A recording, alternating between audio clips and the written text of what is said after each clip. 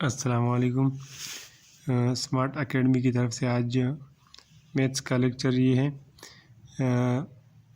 हम आज ज्योमेट्री का टॉपिक पर लेक्चर लेंगे। ज्योमेट्री के टॉपिक पर पिछला जो लेक्चर मैंने लिया था वो स्टैटिस्टिक्स और अरिथमेटिक के टॉपिक पर था, और उसमें कुछ चीज़ें रह गई थी स्टैटिस्टिक्स और अरिथमेटिक के बारे में।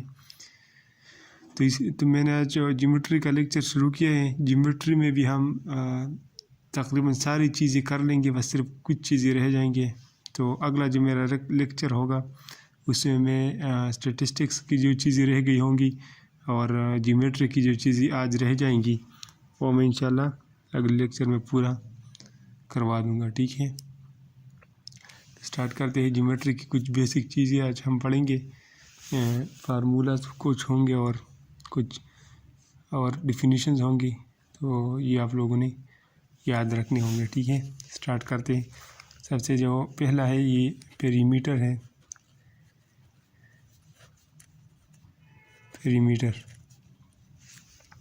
पेरीमीटर क्या है? Measurement of distance of outer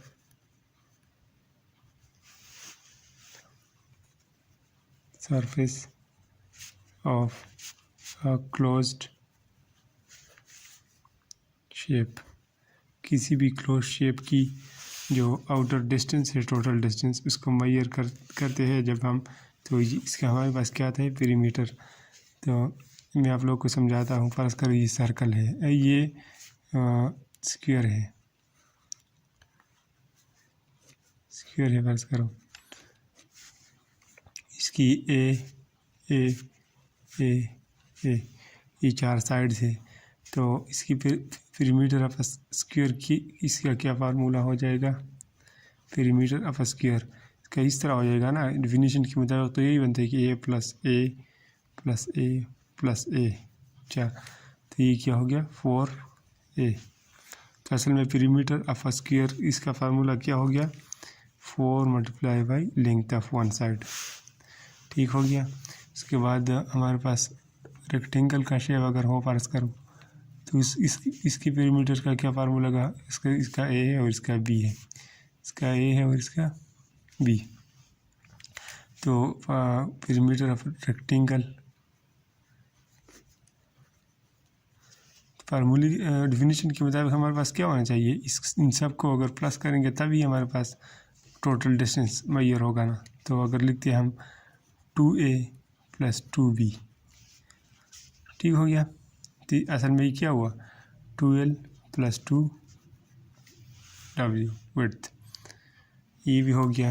अब ट्राइंगल हो फर्ज करो, ट्राइंगल हो और इसका ए हो, इसका बी हो और इसका सी हो लेंथ। तो इसकी पेरीमीटर हम किस तरह मालूम करेंगे? तीन साइडों को ऐड करके टोटल डिस्टेंस इसी तरह मालूम किया जा सकता है, ए प्लस बी प्लस सी। ये पेरीमीटर था। पेरीमीटर के बाद आता है सरकमफेरेंस। सरकमफेरेंस क्या चीज़ है? Circumference is the measure of outer pathway of the circle. तो सर्कल का जो हो वो है, फर्ज करो ये सर्कल है एक, तो ये जिस पर मैं पिन को घुमा रहा हूँ ये सरकमफेरेंस है इस सर्कल का। ठीक हो गया। और सरकमफेरेंस ऑफ अ सर्कल, इसका फार्मूला क्या है? सरकमफेरेंस ऑफ अ सर्कल, इसका फार्मूला है 2πr। ये आप लोग को याद रखना है। ठीक है, इसके अलावा जो सेमी सरकमफेरेंस, ये तो ज़ाहिरी बात है, सेमी सरकमफेरेंस मतलब हाफ सर्कल। सेमी सरकमफेरेंस का क्या फार्मूला होगा? इसका होगा πr। ठीक हो गया। ये भी हो गया। उसके बाद एरियाज़ के कुछ फार्मूलेज में लिख रहा हूँ।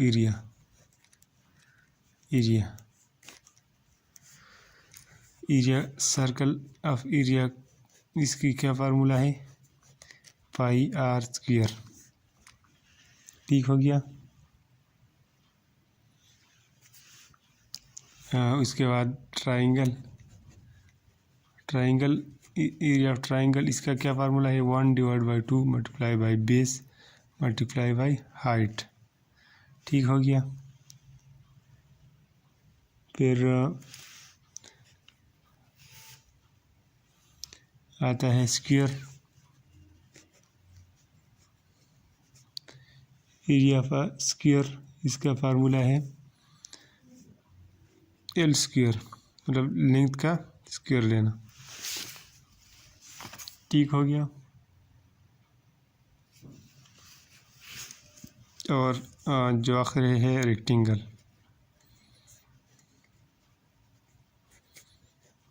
इसका फार्मूला है लेंथ मल्टीप्लाई बाई विड्थ। ठीक हो गया।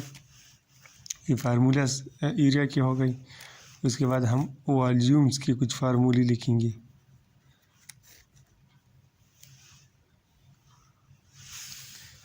वॉल्यूम सबसे पहले जो है sphere, volume of a sphere, इसका फार्मूला है 4/3 पाई आर क्यूब। ये आप लोग को याद रखना है। इसके बाद और आप लोग के लिए क्या इम्पोर्टेंट है, क्यूब का फार्मूला आप याद रख ले, volume of cube is equal to L cube. और एक और चलो याद रख ले कोन का,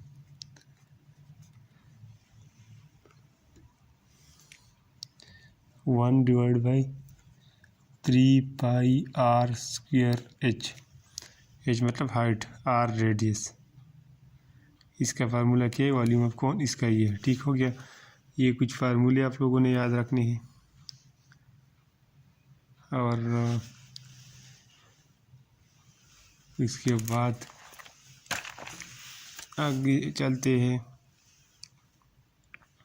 एक जो बहुत फेमस है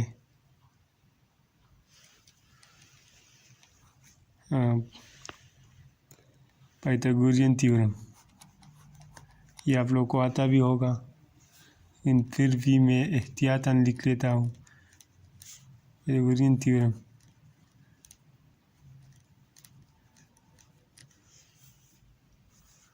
ये किसके लिए एप्लीकेबल है, एप्लीकेबल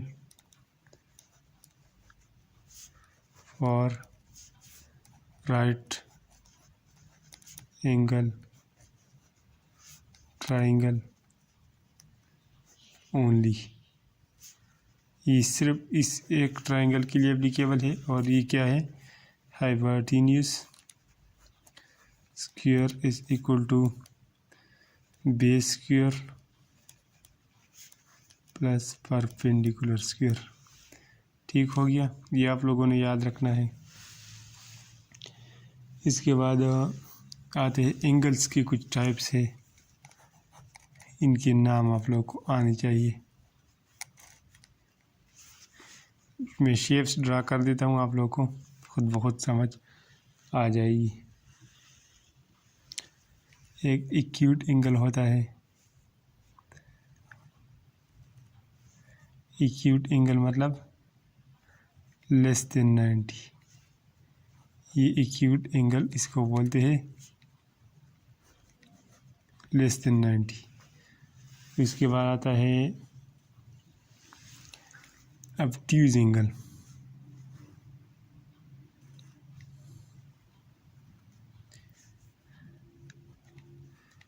ग्रेटर देन 90। ठीक हो गया। Greater than 90 angle. इसके बाद आता है राइट एंगल इक्वल टू 90। इसको क्या बोलते हैं, ऑब्ट्यूज एंगल। इसको राइट एंगल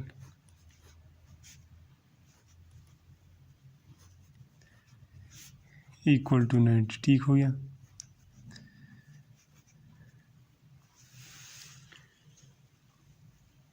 और एक रह गया इस तरह 180। ये इसको क्या बोलते हैं? Straight angle.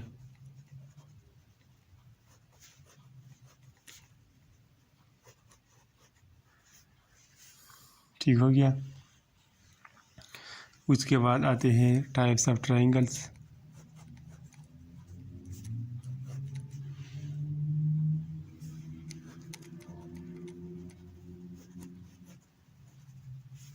इसकी शेप्स भी मैं ड्रा करता हूँ, आप लोग को समझ आ जाएगी। एक तो हो गया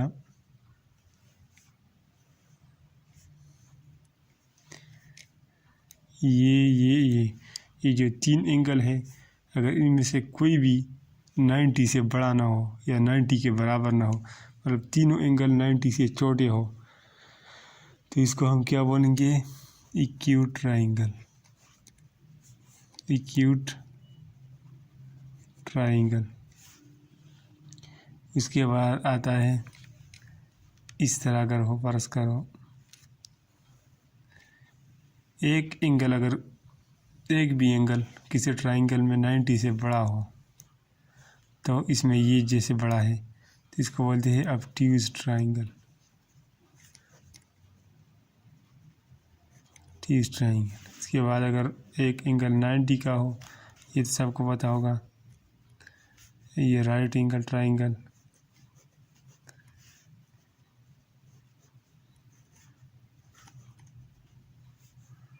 राइट एंगल ट्रायंगल। उसके बाद एक फर्ज करो ऐसा ट्रायंगल जिसकी 2 साइड्स की लेंथ एक जैसा हो, इसको बोलते हैं आइसोसेलेस ट्रायंगल।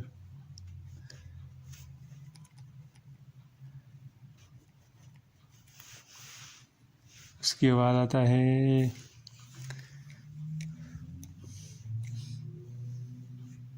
ऐसा ट्रायंगल जिसकी 3 साइडों का लेंथ एक जैसा हो, इसको बोलते हैं इक्विलैटरल ट्रायंगल। Equilateral triangle. उसके बाद एक रह गया ऐसा ट्रायंगल जिसकी 3 साइडों का एंगल डिफरेंट हो, कि इसका अगर पास का 2 है, इसका 3 है और इसका 4 मीटर है, मतलब 3 साइडों का डिफरेंट लेंथ हो, इसको बोलते हैं स्केलियन ट्रायंगल। Scalene triangle.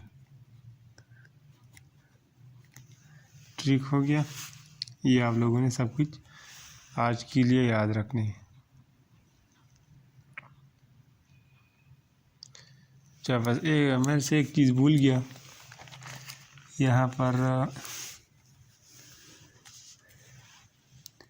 जो एक होता है पैरेललोग्राम। पैरेललोग्राम इस तरह, ये पैरेललोग्राम जो है, इसकी पेरीमीटर कितनी, पेरीमीटर का क्या फार्मूला है?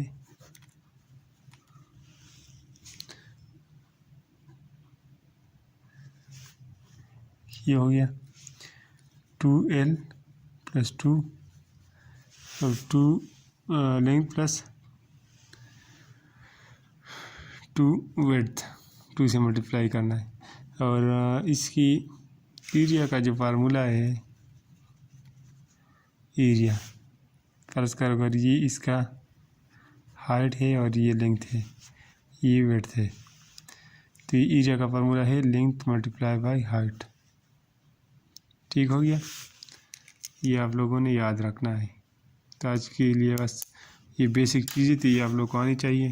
इसके बाद जो चीज़ें रहेगी इंशाल्लाह मैं अगले लेक्चर में ये बाकी इस ज्योमेट्री की बाकी चीज़ें और स्टैटिस्टिक्स, ये दोनों आखिरी लेक्चर में करवा दूँगा इंशाल्लाह। कल ख़त्म हो जाएगा ये। ठीक हो गया। Thank you.